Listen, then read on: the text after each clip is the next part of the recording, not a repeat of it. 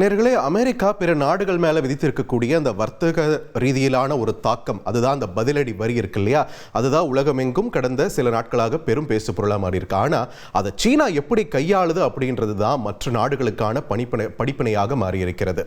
உக்கிரமாகி கொண்டிருக்கிறது அமெரிக்கா சீனா இடையேயான வர்த்தக யுத்தம். இந்த நிலையில டிக்டாக் செயலியை அமெரிக்காவுக்கு எதிரான ஒரு ஆயுதமாக மாற்றி இருக்கிறது சீனா. இந்த டிக்டாக்கோட தாக்கம் இந்தியாவில் இன்னைக்கு ரீல்ஸ் வடிவில் தொடர்ந்துகிட்டு இருந்தாலும் இன்னைக்கு அமெரிக்கா பொறுத்த வரைக்கும் டிக்டாக் ஒரு மிகப்பெரிய இன்ஃப்ளூயன்ஷியல் தளமா மாறி இருக்கு. சோ அதை வச்சே அமெரிக்க மக்களை சென்று சேர்கிறது சீனா. எப்படி சாத்தியப்படுத்தியிருக்காங்க? சமீபத்தில் சீனாவுக்கு மறுபடியும் பதிலடி வரியை அதிகரித்து 245% என்ற அளவுக்கு அதிரடி காட்டியிருந்தார் டொனால்ட் ட்ரம்ப். இந்த நிலையில அமெரிக்காவில் டிக்டாக்கை வர்த்தக ஆயுதமா மாத்திருக்காங்க. சீனாவில் இருக்கக்கூடிய உற்பத்தியாளர்கள், இந்த நடவடிக்கை அரசு மூலமா நடக்கலைங்க, அங்க இருக்கக்கூடிய தனியார் உற்பத்தியாளர்கள் மூலமா எடுக்கப்பட்டு வருது. என்ன பண்றாங்கன்னு பாத்தீங்கன்னா, இந்த பதிலடி வரி மாதிரியான பல்வேறு திட்டங்கள் ட்ரம்ப் தரப்புல இருந்து கொண்டு வந்தது இல்லையா சீனாவுக்கு எதிராக, அந்த திட்டங்களை எல்லாம் தவிடுபொடியாக்கும் விதமாக இந்த சீன உற்பத்தி நிறுவனங்கள் டிக்டாக்கை பயன்படுத்தி வருகின்றன. இதற்கு அவங்க கையில் எடுத்திருக்கக்கூடிய மற்றொரு ஆயுதம் மலிவு விலை. அதாவது வழக்கமாக சீன தயாரிப்பு பொருட்கள்னாலுமே தரம் குறைவாக இருக்கும் அப்படின்ற ஒரு ப்ரொபகண்டா இருக்கு அப்படின்னு சொல்றாங்க. ஸோ இது உண்மை கிடையாது. சீனாவில் இருந்து தான் நீங்க உங்க நாட்டில் உபயோகப்படுத்தக்கூடிய பல்வேறு லக்ஸரி பிராண்ட்ஸ், சொகுசு தரமான அந்த பிராண்டுகள் இருக்கு இல்லையா, அந்த பொருட்கள்லாம் உற்பத்தி ஆகிறதே இங்க சீனாவில் இருந்து தான். அப்படி இருக்கும்போது அந்த பிராண்ட், அந்த லேபிள் இருக்குல்ல, அதுக்கு தான் நீங்க அத்தனை அதிக விலை கொடுக்குறீங்க. அந்த லேபிள் மட்டும் நீங்க பார்க்கலனா அதே அளவுக்கு தரமான பொருள் குறைந்த விலைக்கு கிடைக்கும் அப்படின்றத டிக்டாக் மூலமா அவங்க வீடியோவா பதிவு செஞ்சு அமெரிக்கர்களை சென்று சேர்கிறது அந்த வீடியோக்களும். ஸோ இதனால இவங்க கை வச்சிருக்கிறது எங்க?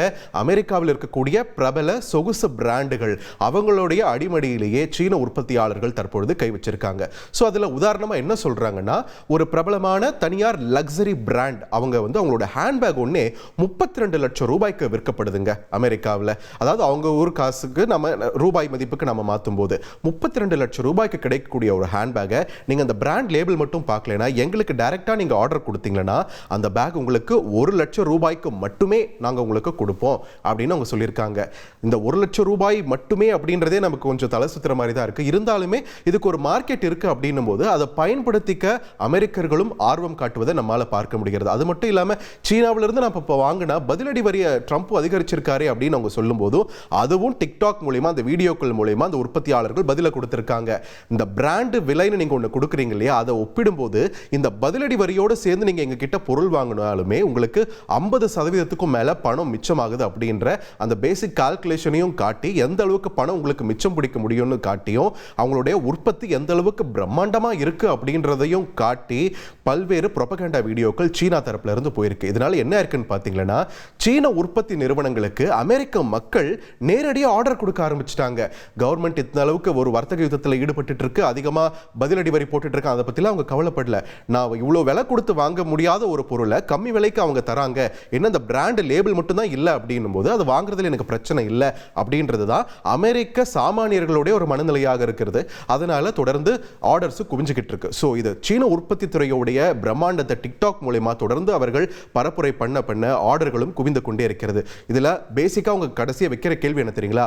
அமெரிக்கா முதலாளித்துவ சித்தாந்தத்துக்கு தான் பிரபலம். அந்த சித்தாந்தத்தின் மீதான தாக்குதலை தான் சீனா இப்படி மறைமுகமா தொடுக்க ஆரம்பிச்சிருக்கு அப்படின்றதையே நடுநிலை பார்வையாளர்களும் தற்பொழுது முன்வைக்கக்கூடிய கருத்தாக இருக்கிறது. ட்ரம்புக்கு இந்த பதிலடி எப்படி அவர் எதிர்வினை ஆற்றப் போகிறார் என்பதையும் நாம் பொறுத்திருந்துதான் பார்க்க வேண்டும். செய்திகளை உடனுக்குடன் தெரிந்து கொள்ள உடனே சப்ஸ்கிரைப் பண்ணுங்க.